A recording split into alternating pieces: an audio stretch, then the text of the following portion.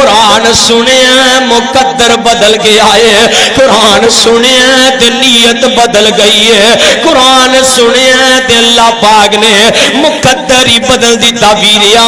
وجائیں میں تو قرآن نال دل نہیں لوندا، وجائیں میں تو قرآن نال من نہیں لوندا، وجائیں میں کہ تو قرآن نال پیار نہیں پوندا۔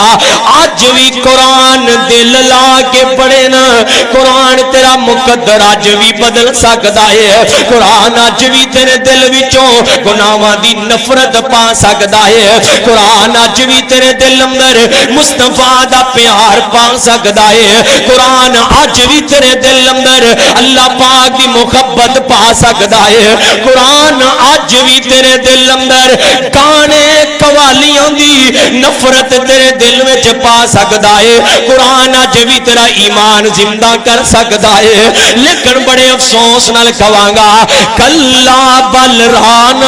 علی قلوبہم ما کانوا یکسبون، گانے سن سن کے، فلماں ویکھ ویکھ کے، ڈرامے ویکھ ویکھ کے، بے حیائی ویکھ ویکھ کے، شغل میلہ مذاق کر کر کے، بے حیائیاں کر کر کے، فحاشیاں کر کر کے، رب دے قرآن دین اسلام نماز تے مسجد تو دور ہو کے دل تیرا تے میرا زنگلود ہو گیا، دل تیرا تے میرا کالا ہو گیا، دل تیرا تے میرا بلیک ہو گیا، نہ قرآن اثر کردا تے نہ مصطفیٰ دا فرمان اثر کردا۔ ویرا